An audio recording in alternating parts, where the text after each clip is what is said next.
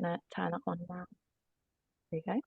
And so if you wanted to keep your cameras off, that's totally fine. We get it. Cool. So I'm just going to explain what's going to happen today. So I'm Emily. I'm hosting this panel along with Helen, who you can probably see on the screens as well. So we're going to be asking some questions to our lovely panelists. And we've got time to maybe do a short question and answer at the end. So if you've got any questions while people are talking, just stick them in the chat, and we'll get to them at the end for the last 5 or 10 minutes. So it'd be great if you raise your hand and nobody talks to you, that would be why, because we're waiting until the end to answer questions. Great. So I also just wanted to give a tiny little trigger warning, because we're talking about fashion, but we're also maybe talking about issues of intersectional feminism, issues of climate crisis. So if that brings anything up for you and you need to step away for a second, that's also totally fine. Yeah. So let me introduce the panel today. Well, let them introduce themselves. So if our lovely panelists just want to say a quick few words about who they are, and what they do and why they're interested in this topic, that would be great. So Esme, if we don't mind starting with you, that would be amazing. Sure, thank you, Emily, and thank you everyone for joining today. So my name is Basma Wabe. I write the sustainable fashion and lifestyle blog Curiously Conscious. I also run the Ethical Influencers Network, which is a free membership platform supporting content creators to promote sustainability. And I supported with the curation of Sustainable Fashion Week in Brighton, which some of you may have attended, some of you may have supported, organised. I see Hayley in the chat. It's a joy to kind of be joining you on this panel and to talk about fast fashion and hopefully moving away from it slightly. Great, thank you. How about Abby? Hey everyone, nice to see everyone here. So I am the founder of Artware, which is a community-run collective platform that hosts lots of panels, discussions and things like that, trying to bring community to the topic of fast fashion and sustainable fashion, and kind of create a welcoming space around that. I was also involved in the Sustainable Fashion Week weekend, which was really great. And I'm a photographer and stylist creatively, and I kind of focus on sustainability through those mediums as well. Yeah. And how about Napreet? Hi everyone, thank you for having me here and thank you for being here. I'm Napreet. I am a volunteer campaigner for No Sweat. They fight against fast fashion and show solidarity with other groups. And also I'm a community outreach engagement person. Yeah. And Dion, how about you?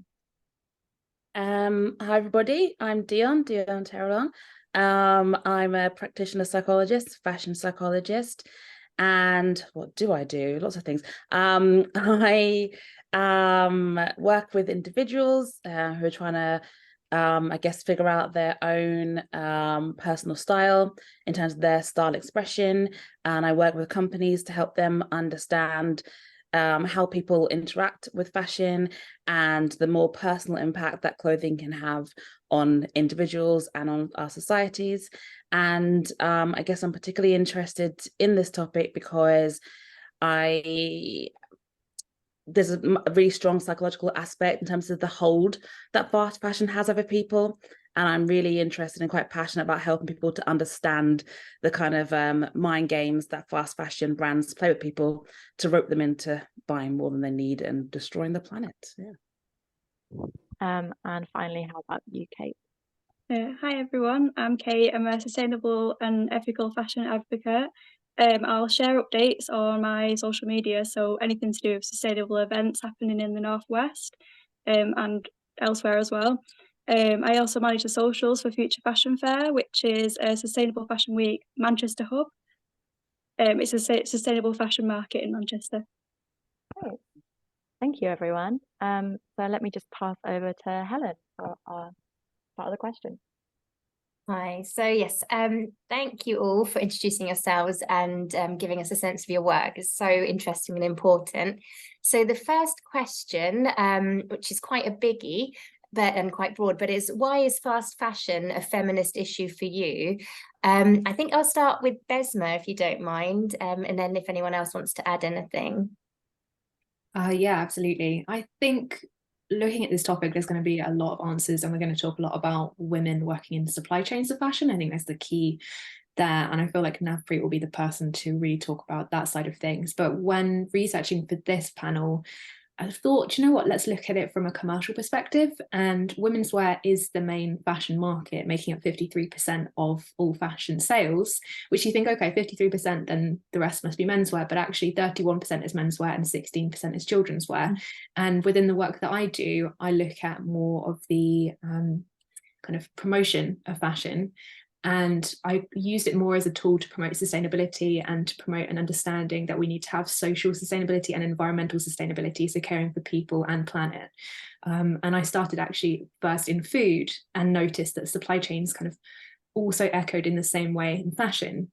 And in fact, with fashion, it's slightly more personal, slightly more creative. It translates really well on social media, but there's a really great way of being able to communicate that there is serious need for supporting better labour practices within the fashion industry and then within every industry. So that's the angle that I'm coming at it, but I'm sure others will have a bit more background there. Thank you. That's so interesting. And just one moment, I just a little bit that I was curious to hear a little bit more on, but the idea of social sustainability, I don't know if there was just a little bit you can expand on around that. Sure. I think when you think of sustainability, or at least the old school way of thinking of sustainability is, okay, maybe go and hug a tree, wear a linen caftan, you know, do your best. But there's almost this focus now where we need to also be looking at being able to support all communities globally, and fashion has a global impact. It's not, unfortunately, now a localized thing where, you know, shoes would be made in Northampton with the cobblers and lace would be made up in the north of England. It's all gone global, and we have supply chains that are across the world. So over the last something like 40 years or so, that has become the norm. With social sustainability, it's looking at making sure that the people who are making our clothes are being paid fairly and being treated fairly. But even within the UK, are the people who are working in the shops being paid fairly and being treated fairly? Are the people who are picking and packing within warehouses being paid fairly and being treated fairly? I think looking at that and saying, how do we make all supply chains all work more supportive of one another, and then also looking at marginalized communities and how we can support them and look at the reparations that we need to be paying for the years and years of colonialization and exploitation. Let's look at that. So it's a broad subject and it's going to encompass a lot here, but I hope that helps. Brilliant. Thank you so much. I didn't know, was there anyone else from the panel who wanted to add to anything that Besma had said just then? I was just thinking as she was speaking about, you know, thinking about why is it a feminist issue, but I was thinking to myself, obviously we do think about the garment workers first, as she mentioned, but then I was thinking the consumers too, on this side. Obviously they're impacted in a different way and we can't call it kind of like for like, but it's almost quite exploitative of the way that fast fashion brands advertise and rope people in. And most of the people that they rope in are young women who, and now we have this kind of buy now, pay later schemes. People are getting into debt. People feel the pressure to have to buy new things continuously to keep up with their peers. It just feels very exploitative. And of course, most of it, again, is aimed at women. And I think they just really play on the fact that as women today, despite the progress, we're still judged on our appearance. And I think that's why, for me, it was still also it's a feminist issue for the consumers as well, because I think it's just, yeah, it's just profit, isn't it? Profit at the expense of people, planet, garment workers, consumers, everybody. Thank you. Yeah, and I think bringing in that lens in terms of the consumer, and that also that what we were actually going to ask next, which kind of really brings that consumer kind of mindset and them as a part of this in. We were wondering, how can the consumer make a difference? So I might throw that to Kate, if that's okay. So how can the consumer make a difference? Sorry, I'd like to just quickly butt in. So in regards to fashion, fast fashion being a feminist issue, a lot of you might already know that 80% of garment workers are women, and brands tend to get their clothes produced in the global south, or places where people of colour reside, and take advantage of their cultural norms. For example, in countries like Bangladesh, India, Haiti, Myanmar, and they are more likely to be oppressed, especially with, forms of like gender-based violence. And using that oppression enables them to get more profit too. So I recently went to India in April, where I went to Bangalore and spoke to workers, like organisers from the Garment Labour Union in Karnataka. And they initially, so it's not just based in the workplace itself, it's just, again, a cultural sort of thing as well. Initially, GLU had started off as the Garment and Textile Union, which was torn apart in 2006. But the president itself of the Garment and Textile Labour Union was harassing the activists. So they had broken up, and then in 2011, they started the GLU, which is completely women-led. So it just shows that, as a feminist sort of standpoint, that is really strong of them and powerful of them to do so. In 2012, they become a registered union, and they've currently got 10,000 members, and 90% of the members are women. And in the GLU, the Garment Labour Union, they have 19 executive members that are women too.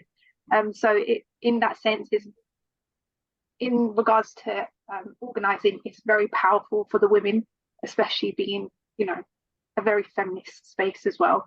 But however, in regards to, gender-based violence, this can be a bit sensitive. Just a little warning. So like union members, organisers, they can receive death threats. And a lady from the Tamil Nadu Textile and Common Union has actually been crashed into by trucks while she was on her scooter. So obviously I'm aware, was aware that organisers would be intimidated and had acts of violence put across them, but going there and actually listening to the people themselves, it was very harrowing to hear. Also, the stress of financial, emotional, and physical, mental stress. So where women have to go to work, 70% of their 8,000 rupees goes to their rent. So they're not able to even finish off their studying, and they have to also look after their families. And a lot of the time that they have to leave their families in rural areas and then work in the cities. So again, the trigger warning, there's been many suicide attempts and people committing suicide because of harassment in the workplace.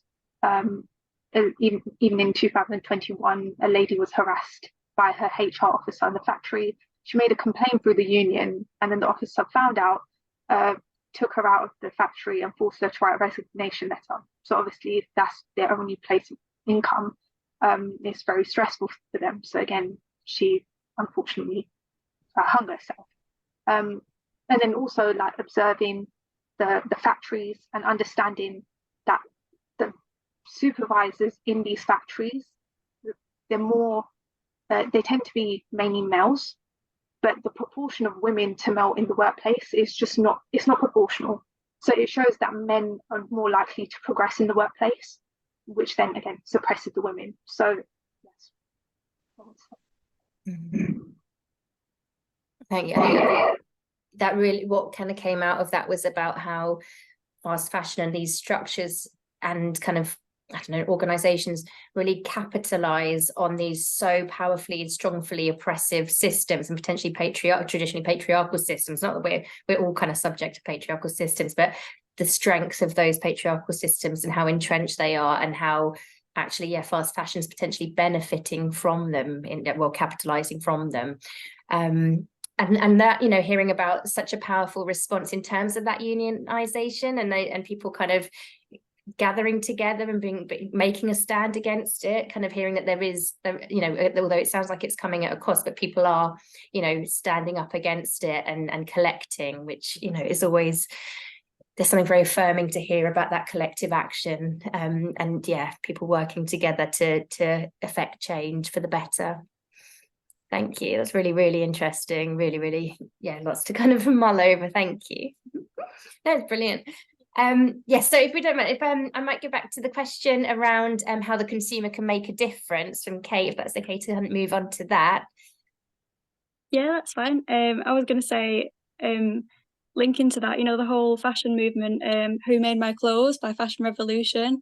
I think consumers can really think about that movement and like wherever they shop, asking who made my clothes and like getting more transparency in the background of that. But also as well, you could also think, I try and think secondhand first. So when I'm shopping, if I need something, can I get it secondhand first? Where can I get it from? I'll go like online, Depop, eBay, Vinted. There's loads online now.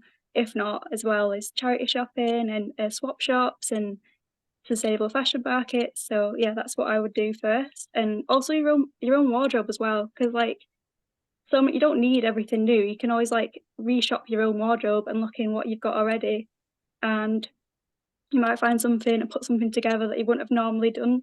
So yeah, that's how I kind of like think as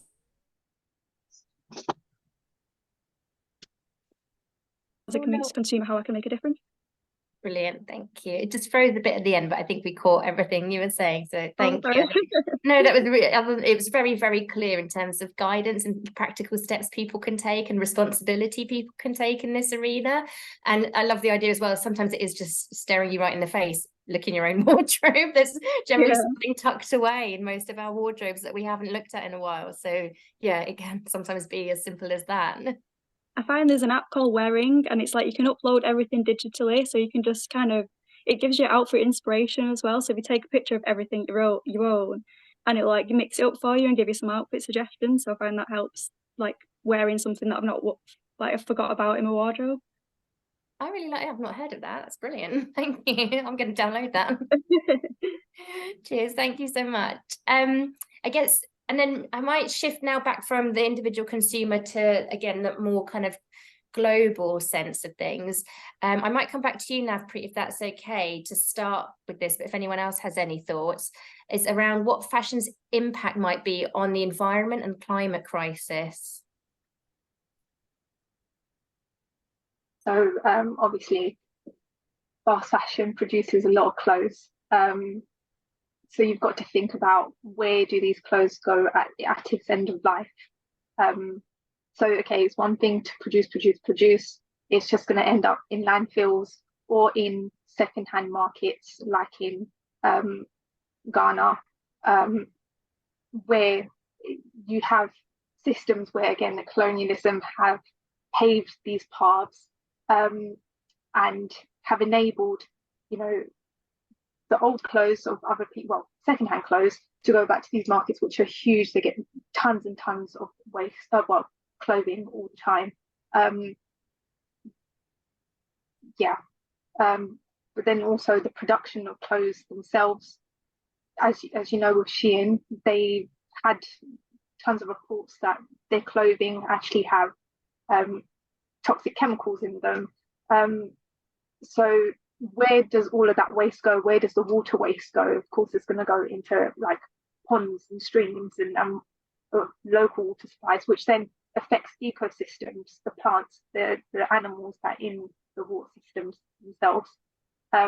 It's not even just like the toxic chemicals, yes, but also with dyeing as well, dyeing the items of clothing. Can I add to that? So I sometimes go on beach cleans because I live here in Brighton and I volunteer with a number of charities that do that. And even out on the beach cleans, we find fashion waste. And you think, like, this is clearly just somebody's left something at the beach, or it will be tags from TK Maxx or Primark or wherever. Somebody's bought something on the high street, taken it down to the beach, changed into it and left the tags, even a hanger like out on the beach. So there is like a wider reaching impact to fashion and fashion waste, and it's probably I'm going to say, like, after food waste that we find a lot of fashion waste on the beach too. So you think you literally have fast food and now you have fast fashion, and it's having that similar impact. Yeah, within, I'm going to take this off on a slightly different journey now. There's a statistic that I hear quoted a lot around fashion being like the second most polluting industry, and it's not true, although no harm people to saying that. Let's have more people in our cause. But looking at like the top 20 biggest industries in the world, fashion makes up part of retail, which is number 16.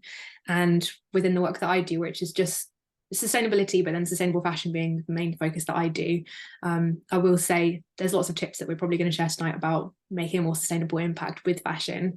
But if you are going to be changing things quickly and easily to be more sustainable, looking at the top industries, which is banking, then oil and gas, then energy, and then automobiles, if you can change systems that you're already a part of to be more sustainable, you'll have a massive impact, rather than just looking at like shopping secondhand. So if you can change your energy provider to being a renewable energy provider, it's a huge change, and it's one click that you need to do online. The same with switching to an ethical bank that doesn't fund fossil fuels. That in itself will also have an impact within fashion, because hey, fossil fuels are also making up a lot of the synthetics that are coming into fashion. Within the fashion space, the global fiber basket is made up of 60% synthetics. So we're using more synthetics and more plastic-based fibers than anything else within the space. But yeah, back to this question. No, Do you mind if I just jump go for it? in? Yeah, sorry.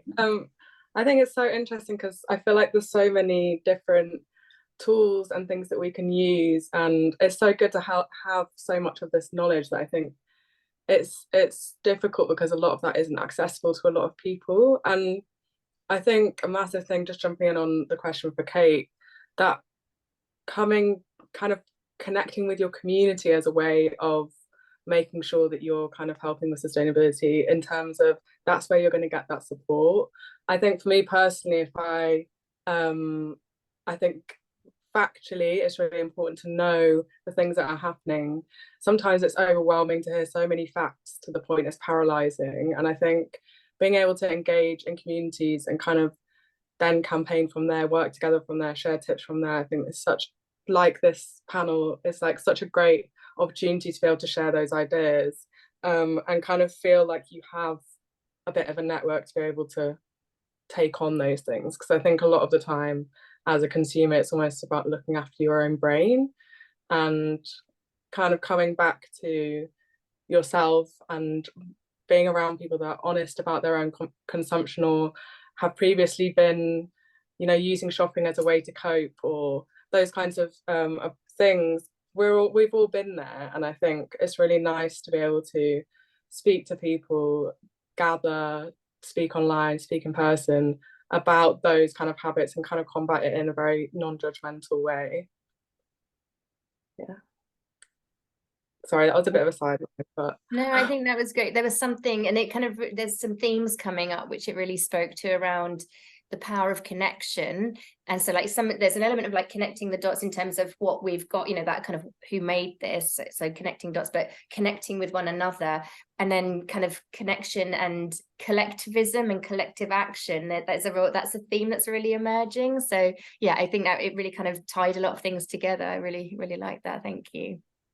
And I just wanted to mention, because you asked about impact of fashion on the environment and climate crisis, and then before about this will be a feminist issue. And just a quick point, it just reminds me of, obviously, we talk about dye, just the impact on communities who live near those rivers where the dye is pouring in. And obviously what's happening, we know, is that dye is polluting the waterways, and then pregnant women are drinking that. And there are some communities where we know huge rates of children being born with physical disabilities. And I'm just thinking, just tying that back to how fashion is impacting the environment, and then the environment again is then impacting women and pregnant women, and then we're getting these children born with these horrific difficulties that then aren't being supported, and it just goes around this horrible cycle while we just carry on wearing cute outfits, I guess. Completely, yeah. And those women are more likely to be the primary caregiver to that child, and then how that will kind of shape their life as well as the child's life. Yeah. And what I'm really appreciating within the conversation is it feels like there's that kind of zooming out, kind of about the kind of thinking globally in different parts of the world, and then zooming in, you know, thinking about what we can do as individuals, thinking about, you know, the litter on the beach and kind of noticing stuff like that, and then the panning out as well. I really like the points around actually what are the most kind of harmful sectors in terms of the environment and how does it all connect up. So yeah, thank you. I'm going to hand over to Emily now. Sure. Yeah, I was just thinking about what you were saying, Helen, about connection. And I know we've mentioned previously some stuff about kind of Shein and these big kind of fast fashion brands. And I was just wondering, I'll throw this out to Abby maybe.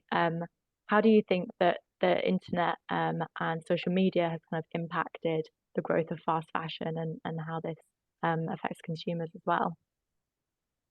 Yeah, it's a great question because I think it's such a current thing that I think is very concerning, but also quite powerful in a lot of ways. So I think on the side of it being a dangerous thing, like we've all seen how the influencer culture is just completely perpetuating this idea of constantly needing to consume, constantly needing something new.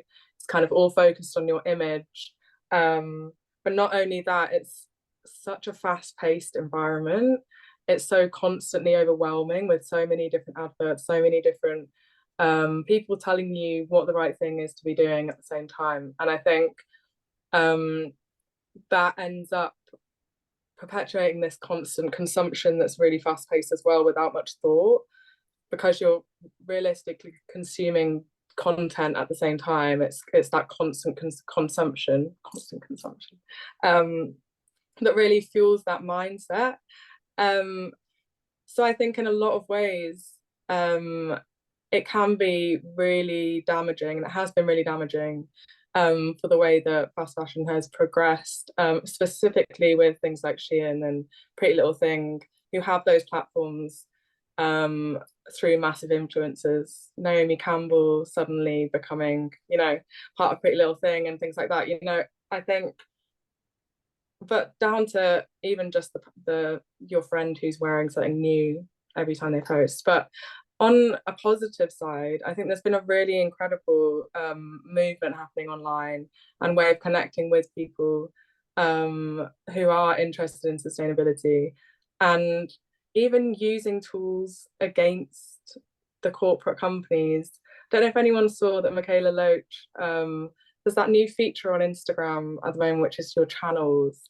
And Michaela Loach created a channel that she just would post a big corporation that was greenwashing's link into that channel, and then 300 people would bombard that post saying that it was greenwashing. So tools like that, where it really does feel like you can come together and form a community, and kind of where you might not be able to meet in person. I grew up very rurally.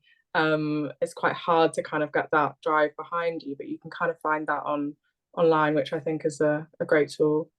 Yeah, absolutely. And obviously online has allowed apps like Depop and Vinted and places to get that secondhand fashion. And I just wanted to throw it out to Besma as well, because I know that you do some work with kind of sustainable influencers and doing that consciously. So I just wondered if you had anything that you wanted to add. I mean, I think I could probably speak for a full hour just on that.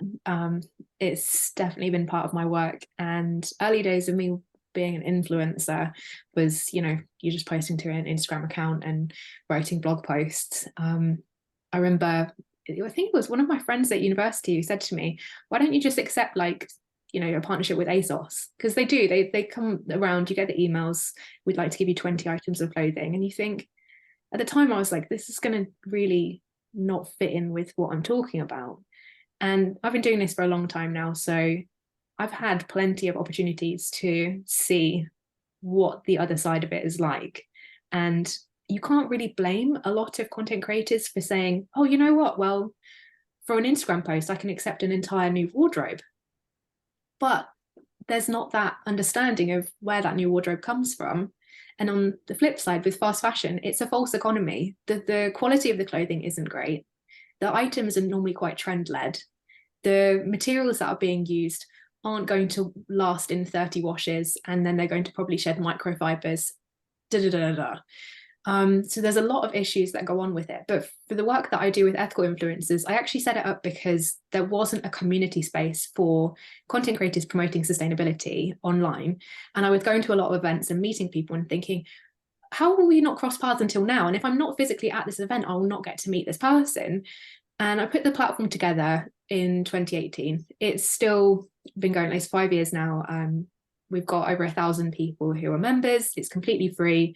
I try and run it on like a shoestring budget. And it's more about finding a community connection and then being able to work on campaigns that are supporting sustainability as well. So there's this give and take where I'm thinking, if we can support influencers that are promoting sustainability to continue their own sustainable journeys, connect with other people, find that community connection, great. And then on the flip side, if we can get organizations to work with our community as well, so whether it's Fashion Revolution or the UN or whoever, we've had some really huge names. We normally have lots of tiny brands that work with us. That too is also great. But it does still feel like a bubble when you have someone like Naomi Campbell working for Pretty Little Thing, or I don't know, Rita Ora with Primark, and everybody has their price. I get it. I think I told the team when we were putting Sustainable Fashion Week together, if somebody came to me and gave me £5 million and said, would you promote Primark? Yeah, probably. And then I'd go offline and you'd never see me again, because I can't say no to that. Everybody has their price, right? But if we can at least stand together with our morals, and I'm not going to sell out for a free ASOS wardrobe, I hope that a lot of people do that as well. Yeah, that totally makes sense. Yeah, with the high prices that you can get, then I'm so not surprised that that is a kind of reasonable option for people, especially when you've got major fashion brands like offering that money, and you've got shows like maybe Love Island kind of popularizing the fast fashion model, and yeah, totally get why people get kind of sucked into that. Yeah. Just a final point on that. Just thinking about, I feel like another element of social media that's can be really really damaging, I think, is when things don't come offline. And I think creating that community and that space is so important. But I think it can create a bit of a pat on the back system, where we saw it with the Black Lives Matter movement and George Floyd. It was like a lot of sharing things on social media and not actually doing any action or taking any action or doing any research behind the scenes, but actually just publicly stating the fact that you are supportive of a cause. And I think it's so great what you do, Besma, because it directly links people who have a cause that they're already acting on or are really engaged with. And I think it's such a good way forward is to build these communities online, but also then bring it into real life interactions and making sure that things are carried out practically. Thanks, Abby. I will say it's still a worry of mine that people are too reliant on just like the digital action. It is easy, and it's something that we all should be doing. I think if we go back to the question about how can we make a change as consumers, sure, spend 50% of your energy pruning your wardrobe. 50% of it can be then supporting organizations, collectivizing, protesting, calling for systems change. But it is easy enough to share something on Instagram and not act on it in your daily life. And even working on Sustainable Fashion Week this year, that was in the back of my mind of like, I want to do something local and support a community and connect with people on a physical basis. So it is trying to find that balance, and I don't think I've got it there yet, but thanks, Abby. Yeah, that's so interesting. And yeah, I think everybody's on their own journey with it and trying to kind of do all those steps to make things better. But yeah, it's definitely one step at a time. And going off of what you were saying about connection as well, I wanted to throw it out to Dion and ask, how do you think that kind of overconsumption and fast fashion, how is that linked to people's psychology in kind of modern society? So many ways, so many ways.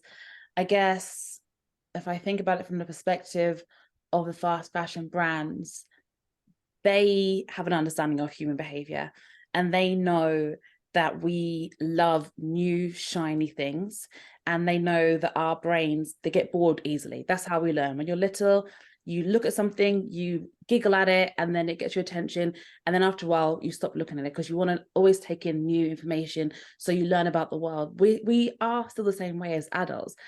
that what happens is you maybe see a lovely top thing, I've got to have it, I've got to have it, I've seen the latest influencer wearing it. As soon as you get it, you're over it, because that's what your brain does. It habituates very quickly. And fast fashion brands know that. That's why they pump out so many items. It's why, you know, on their sites, they're kind of saying, you know, there's a new drop coming in this many hours, and it counts down to really give you that sense of urgency, like, oh my gosh, something new is coming. And it's just playing into human psychology, and they try to rope you in. So there's that element to it, where they make it so Moorish and really plays on our need for newness, which makes it hard for people to avoid it, really. Actually, you know, when it is in our nature to do so, you have to really work hard to recognize. If you recognize the ploys that they're using, then you can see them as ploys, and then you're not so easily captured, because you know, I know this is nonsense.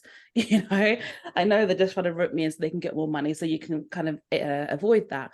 And then there's also, I guess, the element of, like, we always talk about the dopamine, and I'll mention very briefly, which is that whenever we you know, go shopping or buy something new, whether it's online or in person, you get that, and it's like a little treat. Your brain says, I liked that. There's a part of your brain in the reward center that sends signals around your brain and releases these chemicals that make you feel good.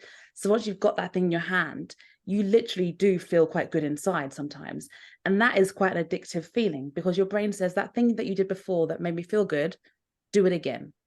And obviously, the more you do it, the more you seek that hit again and again and again. And that's what can lead to shopping addiction sometimes.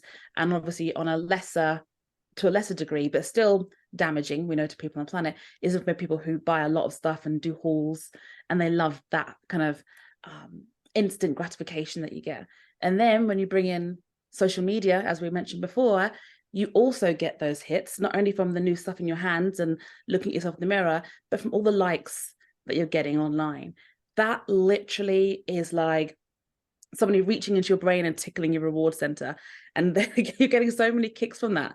Each time a new little love heart pops up, and you're getting like after like. So it just feeds into this system of borderline addiction, and there's these habits forming, and each time that you engage in that habitual behavior, it gets stronger and stronger and stronger, and the harder it is to break. And that's what fast fashion brands are banking on, and the fashion industry as a whole, actually. And there's so many other more elements, the social elements that play into it, and political elements, but those are the two main bits, the addictiveness of new stuff, basically. Yeah, and that's so interesting, because while you were talking just then, I was thinking about the phrase kind of retail therapy, and how, I wondered if you had anything to say about that. It's a horrible phrase, isn't it? And that comes again to the feelings that you get when you buy something new. And what we know is that sometimes as humans, we kind of, I don't want to go as far as self-medicate, but we will use ways as kind of like little moments of escapism, or treats even. So it might be that you've had a hard day at work, so you want to counteract that, so you go shopping. You've had a good day at work, you've done really well, so you go shopping to treat yourself. You want to hang out with your friends, and you want something to do, so you go shopping as a way to socialize. And I think that's where the retail therapy comes into it. But it's a really misleading phrase, because obviously, how can something be therapeutic if behind the scenes, or even after, the thing that has been therapeutic for you and has left you feeling good has hurt so many other people along the chain? And I think, again, we always talk about habits. So, you know, to look at smoking, for example, that's why all those years ago they started putting those horrific pictures in the front of smoking packets, so that people could understand the damage that smoking does. So then it would put people off, and it did work to an extent. But the same thing is happening with fashion. Is that the more people understand the damage it does to you as an individual, to the planet you're living in, to workers around the world, to their children, I think if people understand that, it suddenly will make those shiny new items of clothing not look so pretty. They'll look a little uglier when you understand the true cost of them. So I think that's how you undo a habit, is you really have to punctuate that cycle with something sometimes quite shocking, and to help you to almost like shift your focus or shift your lens. So you're looking at that thing from a different angle to have a different understanding of that situation as well. Yeah, absolutely. yeah, I definitely agree that kind of knowledge is power, and the more that people know and understand about their system, the better choices that they can make. That's a bit of summarizing what I just said. Yes. No, that was perfect. It was great. I'm gonna pass back to Helen now for the next question. Just before I move on, I saw Navpreet unmute herself, so I didn't know if there was anything you wanted to add at all. I was just thinking, it's just they're trying to fix a feeling inside, so it's just a matter of like going into the root cause of it. Like say feeling having a long day at work, trying to change that habit of buying something into something else.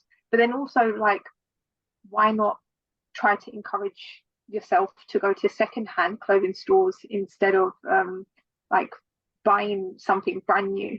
But then at the same time, some cultures don't feel comfortable with buying secondhand clothing, so they've just got to do something else, go for a jog. Yeah, I think as well there's the problem even just with secondhand shops and the way that they're processing now as businesses, and all of the waste that ends up being dumped as like a new version of colonialism, basically, of just like from the global south, all this waste that is donated to charity shops then going and being dumped in the global south. And I think it's really tricky because I've been through this whole process of basically withdrawal, like you were saying, Dion, about this addiction, having to honestly kind of go through this process of pulling myself away from that. And it's kind of breaking those patterns of consumption. I think for a long time I shopped in charity shops hard and actually ended up having so many clothes that it was still in that pattern of addiction, so I was still caught up in it. So I think going for the jog doesn't work for me, but maybe something along those lines. Have some chocolate and watch Netflix. Yes. Another thing that's kind of coming up for me in what people are saying is that sense of disruption. So it might be in terms of our own patterns, our kind of like addictive kind of patterns and things we're caught up in, the cycles we're caught up in, but then thinking kind of again about how when people are unionizing, that disruption of systems and anything to disrupt those processes that might be harmful, in ways we can see opportunity for that. So that's something else I'm hearing kind of coming through from the panel. So I'm loving this. I just wanted to move on. I'm going to chuck this out to anyone who wants to grab it, this one. So that could work out a bit kind of awkward and clumsy, but we'll see. But I just wanted to ask a question around how we can be more intersectional when looking at fast fashion issues.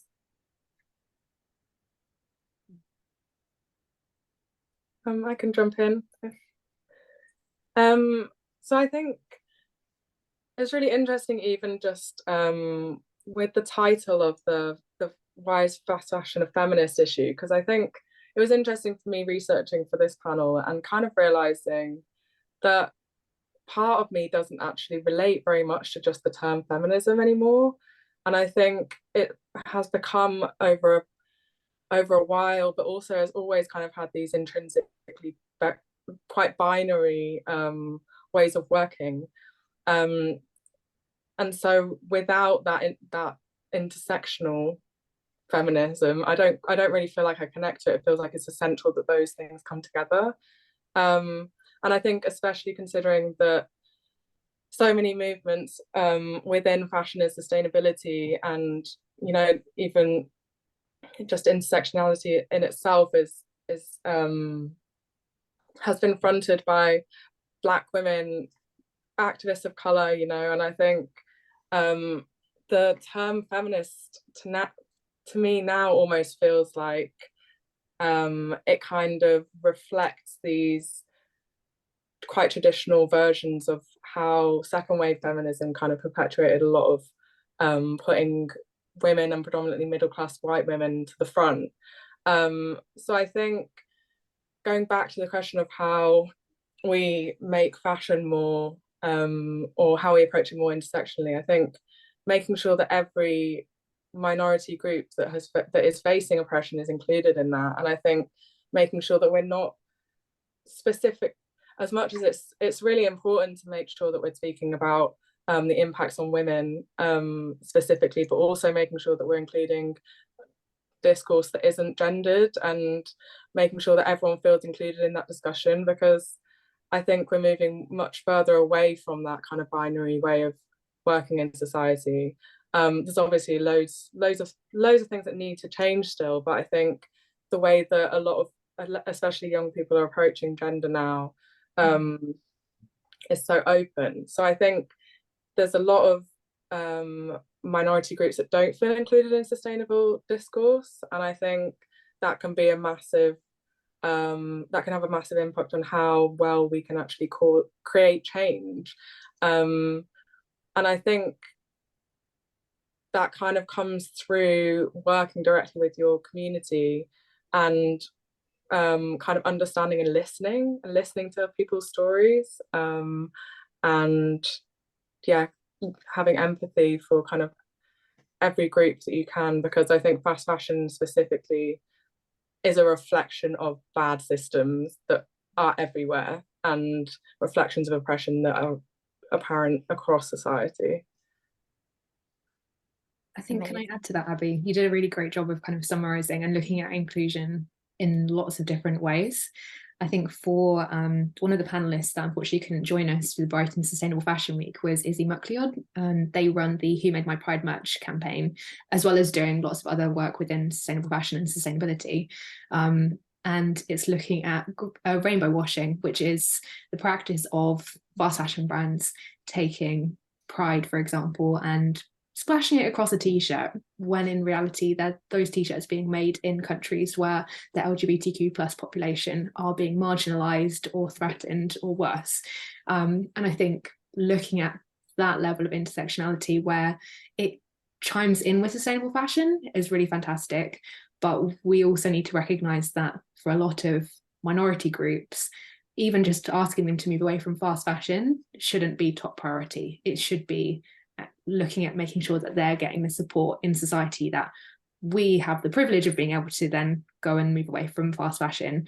And even just looking at like size inclusion, that's something that's so difficult and such a hot topic within the sustainable fashion community too, because you think there isn't the great size inclusion even in just regular high street clothes. So then when you look at small sustainable fashion brands, it's so costly for them to make a huge range of sizes, but it shouldn't be the case. And it also should be that we need to be thinking of having that access, of having that inclusion, even moving away from just having the binary split of women's wear and men's wear.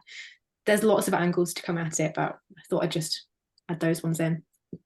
Yeah, you got all of those ones You both summarised it quite well.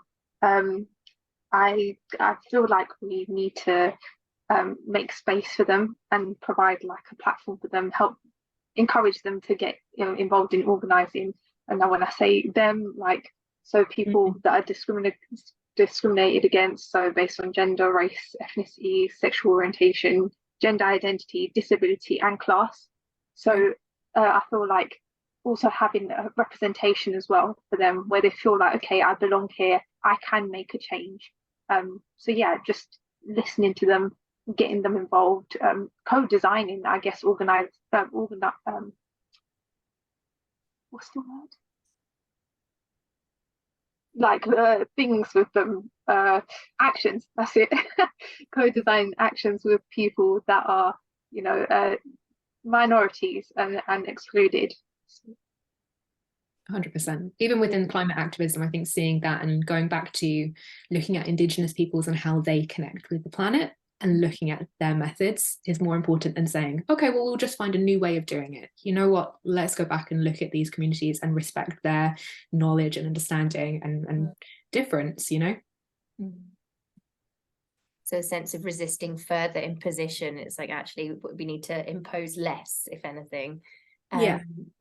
And I really like thinking about actually how integral to feminist approaches generally, and particularly in this domain, how integral it is to have that intersectional eye to things, because that feminism it feels limited. It isn't enough just to be looking through that lens. How vital it is we look at it through that intersectional lens. That really kind of came through in your answers. Thank you. And I also have to say, just to add to that, to strengthen it, if you look at the heads of lots of fast fashion businesses in the UK and global north everywhere, head of H&M, a lot of, I mean, I would say a lot, vast majority are white men. So there is still an issue within just patriarchal systems and that happening. But yeah. It'll be one of those things where there are probably more men named Gary in those positions than there are women, you know, one of the classic kind of statistics, which is just profoundly depressing. I'm gonna maybe come back to Abby or Navpreet with this one around how much do we need, so how much might we need as local change versus global change? And I don't even know if you can really debate one way or the other, but a sense of, yeah, how much can be local and how much can be global in terms of change? Do you want to go? Okay, sure. I feel like they both go hand in hand. In order to create a good structure of global change, we need to have our smaller communities having the strong backing to then create a domino effect amongst other smaller communities. And even, I believe, starting with yourself as well, understanding where you could be better in order to help others, like we've just mentioned in our previous question about providing that space for our communities there. So starting off there, empowering other people to then make that change, which then they will empower others, and sort of decentralizing the whole movement in creating change and not just having one like, I feel like in politics it's always about spaces. We just need to just decentralize everything and let everyone just make that transition in themselves, which then will transition everyone else because it will be a positive influence. Yeah, I think that's exactly it. I think having those, both the local and the global kind of coming together, but I think a lot of the time the global feels so overwhelming, and I think local is such a good place to start. And I think within that, making conversations around sustainability feel like they can be of an everyday conversation, rather than feeling like it's something that is kind of a space you're going to be judged in for not following a strict vegan diet, or all of those kinds of things, where people can come into a space locally and feel supported and feel like we can all ask questions from each other, because we're all learning. And I think you can really find that in local spaces. I think as well, there's so many people surrounding us that have really interesting, unique experiences that we need to make sure are translated into the fashion industry. And so even with Sustainable Fashion Week, having students from the Met College there designing in a sustainable way, and maybe taking to the runway where they've never modeled before, and kind of integrating into all of these different layers of fashion, this idea of sustainability and community and supporting each other. I think especially from that point of while you're learning to design, that's when you can grab people and kind of shape a whole structure of someone's career in a lot of ways. It's like you might have that moment of inspiration from being in a community space. So I think there's so much power in both. I think the local can kind of give you that power to go globally, like what you were saying, Navpi, was kind of building it up like a domino effect. Also with a global change, I just see it as also like systemic change, which we might feel quite disempowered because it's so huge. Mm-hmm. And it's just systems of patriarchal oppression that just continue. But I think if we are able to be strong within ourselves, have this platform to then amplify the voices of women and garment workers in other countries. I know there's a more concise word for that, but let's not go there. But yeah, so in other countries, having that platform for them, so they feel empowered and feel like they have the support to protest or to continue to fight, to organize and remain in the unions despite any oppression and oppression based on their efforts out in the workplace. No, listen, that sense of really mobilizing and again, really collecting together and making it kind of greater than the sum of its parts, that sense of collection and that collective action. And yeah, and I said really that how big it can feel and overwhelming when we are thinking in terms of, you know, the global, how we can respond to these big systems, but actually it is about connecting up and, you know, finding those individual connections that turn into communities. So yes, thank you. I'm going to pass back to Emily. Sorry. Oh, sorry. I didn't mention it, like the phrase would be international solidarity as well. Brilliant. Yeah, and we've talked about this, I think, kind of all the way through this panel today, about what actually works when we're thinking about how we combat fast fashion attitudes and practices. But I just wondered if any of our panelists had any final thoughts on kind of how do we actually combat these things in a general way. I think on a simple level in our own day-to-day lives, I think a lot of it is kind of leading by example. And I'm just thinking about, you know, I keep coming back to smoking today. I'm not sure why, but I don't smoke. But just thinking about when you're a teenager and how many people start smoking because their friends do. And I'm just thinking about how we are, again, as a race, we're followers. So I think if you can set the example of your friends, so even in a very like in a gentle way, show them. If they're talking to you, they might say to you, oh, we've got that event coming up next week. What are you going to wear? Oh, I'm going to look on ASOS and find something. You could say to them, yeah, great, let's find something. Shall we go down and like name a couple of vintage stores you're going to go to together? Just to gently guide them. So you're not kind of saying, oh, you shouldn't, you know, shop on that website. Don't you know this? Because what we know is when you induce feelings of guilt in people, they become defensive. And when people are defensive, they can't hear. And they often might just deliberately push back then. So it's about getting people on board in a very gentle way, or even just talking to them and be like, you know, I had a great wardrobe clear out of the day, or just sharing your own learning and your own progress as well. I think by just talking gently with the people around you and leading by example, I think that can make a change, even if it's just in your own small social group. If every person that was into circularity, sustainability, just was able to gently share with the people around them, that would impact so many other people because it makes a change for them. I've had so many friends come to me, and it even makes me feel a little bit guilty because I feel like I'm not trying to deliberately coerce you, but they'll say, oh, you're so proud of me. You know, I wanted a new outfit, but I actually went down Brick Lane to the vintage stores there and I got something instead.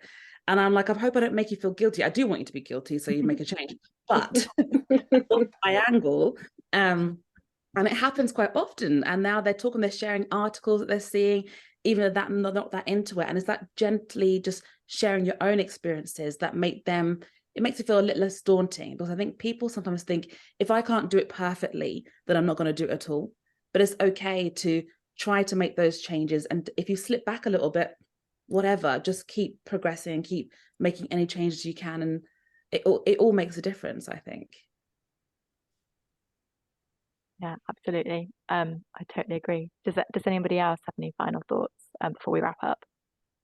I think jumping on what you were saying as well, Dion, I think it's that excitement that you can get from something being sustainable, or speaking to people that I know that design, finding an alternative way of designing garments that is sustainable, and it's that being a positive thing that is kind of like enabled you to be creative in different ways you might not have thought about before. And I think kind of bringing that joy back into sustainability without it feeling like it's all doom and gloom, because that, like you were saying, that shame, that guilt, it does just kind of reach a point that it, especially with current climate, all the things going on at the moment, we're all exhausted. We always want to have a little bit of fun. So I think bringing that back into fashion and sustainability is a really nice way forward. I build on to that as well. I think if we can move the lens a little bit in our own minds away from thinking, okay, I can either buy fast fashion or sustainable fashion, and instead think I can approach fashion more sustainably instead. It's not just about buying. So if you wanted to stop buying completely, be my guest. If you want to carry on buying, you know, I buy things secondhand or even new sometimes, great. But if we can take a more sustainable approach, it's slightly more holistic. So you've got a pair of jeans, then you've just, you know, you lost a bit of weight, great, go and get them altered. rather than go and buy a new pair. Find a great tailor and take clothes that change with your body. Let's be realistic with our wardrobes. Things are going to age out. Can we find a good way of passing them on? Can we take it to a clothes swap run by a community group? Can we donate it to a charity? And I know there's issues with that, but finding those small sustainable changes in approaching our clothes is even just outside of the box of just buying more sustainably. And I'm especially this year, aware with cost of living going up so much, it's hard to say to people, oh, make the switch to buying something that's used to be £6 t-shirt in Primark and now it's £30. You can buy 5 t-shirts for that. So just looking at different ways of accessing fashion and enjoying it, learning to sew, there's so many creative ways we can be a part of this. So yeah. I think also, like if you speak to people from older generations, they tend to say, oh, back in my day, I used to fix this, or I never let it go to waste, or so I think reconnecting with your roots as well, which is quite a beautiful thing as well, learning about your ancestral crafts and skills and reconnecting. So also like linking back to retail therapy, maybe instead of retail therapy after a long day at work, maybe just sitting down with a needle and thread and doing some embroidery and upcycling some clothes. So I think maybe becoming more crafty and more artisan could be a good approach to changing our practices. I really agree with you there, because like when you use your own hands and you're mending something, or you're kind of like upcycling it or like changing it up, you have such a stronger attachment to that item of clothing because you've had that physical engagement with it and you've put effort into it as well, and then you're more likely to care for it and to keep it for longer and to just not treat it as so disposable, I think, as well. Yeah, on that, there are some great ways of combining that craft with community as well, which is so nice. I think if you look at who's so fabulous, who are Brighton based, they work in the open market and run mostly they're not for profit, so they really try and make courses as cheap as they can, and it's just a really good resource. Even the Repair Cafe in Brighton is a really great way of getting involved with, again, like you were saying, using your hands and kind of enjoying that process, bringing that value back to the things you have already. Yeah, absolutely. I'm aware that we've run over a tiny bit, so I just wanted to throw it out to Kate and see if you've got any final things to say. Yeah, I was just going to say as well about the repair cafes. We've got a Stitched Up in Manchester, so it's like a little repair cafe where people can go to build a community. And I was going to say as well, like people are more influenced by each other more so than celebrities. Like your friend will be like, oh, where have you got that from? I'm like, yeah, I got it from a charity shop or a swap shop. And then my friends were like giving me all their stuff to take to the charity shop, and I was like, well, why don't you come to a swap shop with me? And then they went to it and they was like, oh, I was just going to get rid of all these clothes and now I've got loads of clothes and not had to like exchange any cost or anything like that. So just influencing people, like you say, like just small little influences that people can do. Yeah, that's a really great point. So I think that's all we've got time for today. Thank you so much, everybody, for coming, and massive thank you to our panelists who have volunteered their time to speak today. We're really grateful. And I just wanted to say as well that at Survivors Network, we've got a couple of events coming up. So we are actually doing a clothing swap for next week. So if you're Brighton based and you wanted to come along, all the details are on our social media and on our website. So it'd be great to see some of you there. And if you wanted to find out any more about upcoming events, then you can sign up to our newsletter as well. And yeah, Helen, is there anything else that I've missed that we should add? Not that I can think of. Yeah, we've just got loads of events. Anything can be found on our social media, I'll say, in terms of events or training and things we've got coming up, or information about our services. Yeah, great. Yeah, so thank you so much, everybody. And I hope you all have a lovely evening.